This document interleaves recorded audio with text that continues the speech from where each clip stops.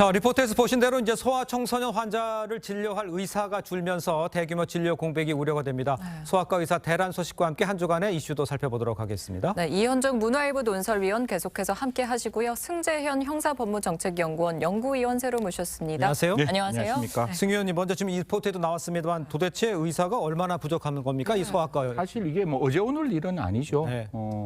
그 소아과라는 곳이 아이들은 다 키워보셨잖아요. 네. 아이가 아프면 말을 못하기 때문에 소아과 의사는 직접 아이를 판단해야 되는 굉장히 고도의 어떤 지적 능력과 뿐만 아니라 소아 응급 환자들은 수술을 할 때 일반 어른과 달리 장기들이 굉장히 작기 때문에 그런 예. 부분에 대해서 수술의 테크닉 그러니까 기술도 굉장히 올라가 있어야 되는데 예. 지금 이제 리포트에서 나왔다시피 약 한 소아과의 지원자가 27.5% 정도 줄어들었다라고 합니다. 그래서 상급병원 방금 말한 상급병원에서도 네. 소아과를 없애겠다, 저 소아과를 폐지하겠다라고 이야기를 하는데요. 예. 서울에 한 50군데 상급병원이 있는데 그 네. 상급병원 중에 20개만 소아를 응급할 수 있는 어떤 병원이 있다고 보니까 네네. 서울 안에서만 하더라도 기본적으로 40% 정도밖에 소아 응급 환자를 받을 수 있는 데가 없고 이걸 전국적으로 확대를 하면 예. 8곳 중에 그 10곳 중에 8곳은 소아 응급 환자가 없다는 없다? 거죠. 즉 20% 정도밖에 전국적으로 따지면 예. 20%밖에 없기 때문에 이 부분에 대해서는 아까 앵커께서 말씀 주신 바와 같이 네. 반드시 이 소아 응급과 혹은 소아과 지원자를 확대해야 되는 것은 선택의 문제가 아니라 당위의 문제라고 생각합니다. 그렇군요. 네, 내년도 소아과 지원율이 15.9%에 불과하다고 하는데요. 예. 지금 저출산도 원인이 조금은 있겠지만 다른 원인도 있겠죠?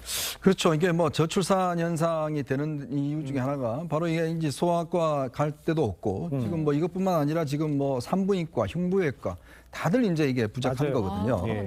그러니까 그 이유는 뭐냐면 결국은 이 돈을 많이 벌 수 있는 게 예를 들어 피부과라든지 성형외과라든지 산부인과 의사들이 이제 성형외과를 진료하기도 하고 이런 식으로 다 이제 전과를 한단 말이에요. 예. 그러니까 그거는 뭐냐면 지금 흉부외과, 소아과 이거 진료를 해봤자 결국 수가 자체가 굉장히 어쩌면 싸다는 이야기예요. 그러니까 보상이 안 된다는 이야기거든요. 특히 소아과 같은 경우는 의사 표현을 소아들은 제대로 할 수가 없습니다. 그러니까요. 그러니까 오진율이 이런 게 높고 또 부모들이 또 의사에게 직접적으로 막 컴플레인 한다든지 불만을 제기한다, 소송을 한다든지 이런 식의 소송이 굉장히 많다 그래요.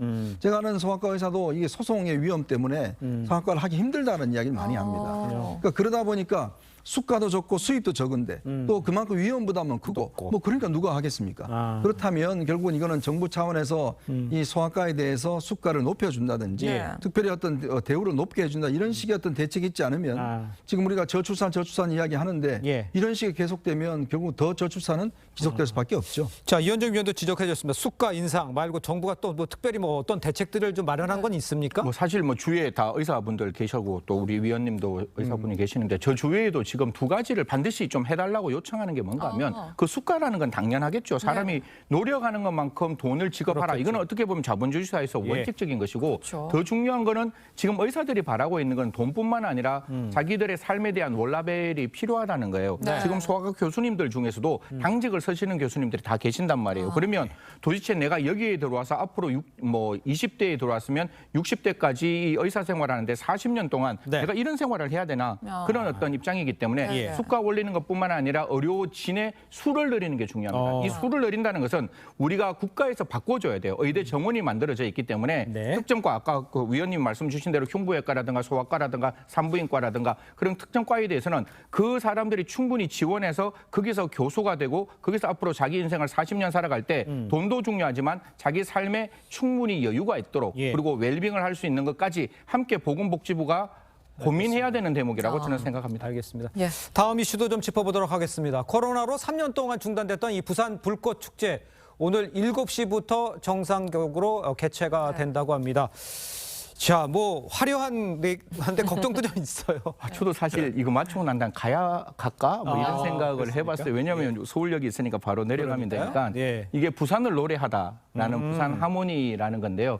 사실 부산에 한 100만 명 가까이 이제 몰린다고 100만 하는데 명이요? 예, 야. 해운대 근처에서 이루어지고 네. 지금 가장 큰 하이라이트는 7시 25분부터 35분간 펼쳐지는 부산 멀티 불꽃쇼 젊음과 열정 그리고 예. 바다와 낭만 그리고 다시 우리 부산 하모니를 테마로 지금 그 불꽃 축제가 열린다고 하는데요. 예. 뭐 모쪼록 가시는 분들 최대한 이렇게 즐거움을 즐기시되 예. 정말 안전하게 또 귀가하고 또 들어가는 그런 방법까지 함께 국가가 같이 고민했으면 좋겠습니다. 그렇습니다. 네, 저도 사실 걱정이 조금 되는 게 예. 이태원 참사 후에 열리는 이 전국 최대 규모 행사입니다. 100만 명이 몰리는데 네. 안전 대책 좀 제대로 있어야 될 것 같아요. 이번엔 철저하게 합니까? 그렇죠. 이번에는 아마 준비를 많이 한 것 같습니다. 아, 예. 보통 이 불꽃놀이가 이제 한강에서 열리고 이 해운대에 열리잖아요. 예. 네. 이 불꽃놀이는 이제 물이 있는 데서 있어야 됩니다. 이게 불꽃이 내려서 그렇죠. 혹시나 화재가 생기기 때문에 네. 그래서 이제 불꽃놀이가 이런 곳에 열리는데요. 네. 이번에 보니까 이제 그 경찰이 DJ 박스라는 게 있어요. 어. 그게 뭐냐면 이제 우리가 보통 일본에서 그 많이 쓰는데 네. 이제 그 경찰이 어떤 이런 집중적으로 모일 때 예. 네네. 경찰차 위에 이제 DJ 박스처럼 만들어서 직접 사람들의 어떤 움직임을 보고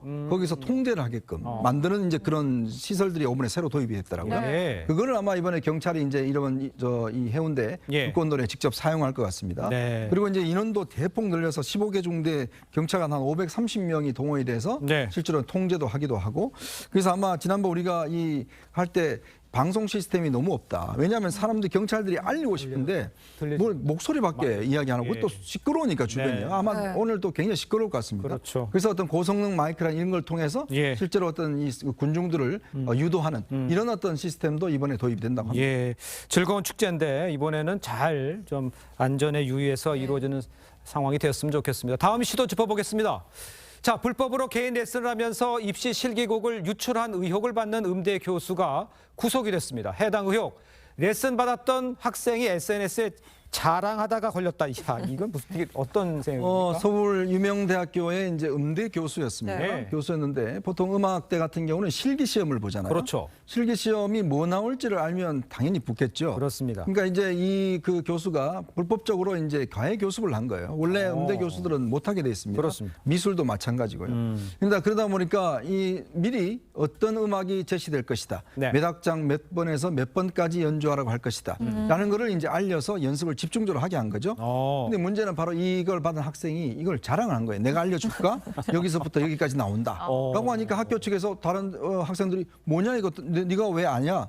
라고 하니까 학교 측에서 보니까 아 이거 지금 문제가 유출된 것 같다. 아. 조사를 하다 보니까 결국 이 교수가 나온 겁니다. 교수 그렇군요. 입장도 있을 것 같아요. 그렇죠. 뭐 교수한테 저라도 당장 물어본 게 진짜 유출했냐 이렇게 네. 물어볼 거 아니에요. 네. 그러니까 그게 대해서 묵묵부답하면서 네. 피해 학생한테 어떻게 할 말 있냐 이렇게 물어보니까 피해 학생 없다 이렇게 이야기를 하는데 네. 도대체 어떤 입장에서 이렇게 이야기를 하는지는 모르겠어요. 피해 학생이 없다는 거는 유출 안 했다는 의미인 건지. 그런데 분명히 그 실기곡이 지금 그 대학교에서는 출제가 되는 방식으로 정해져 있었기 때문에 부랴부랴 실기곡도 바꾸고 예. 인상위원회를 열고 있다 이런 이야기가 나옵니다. 예. 그런데 만약에 이게 의혹이 현실로 밝혀지면 이런 경우는 어떻습니까? 처벌이? 사실 이게 학원법 위반이라 그래서 아까 제가 위원님이 말씀 주셨다시피 대학 교수는 그런 어떤 그 과외 활동을 못 하는데 과외 활동을 했으니까 이 부분에 대한 위반이 있을 것이고 저는 모르겠지만 단 한 가지 제가 여기까지 올라온 이유는 대한민국의 그 대학 입시 제도와 중간에 있는 여러 가지 과정이 공정했기 때문에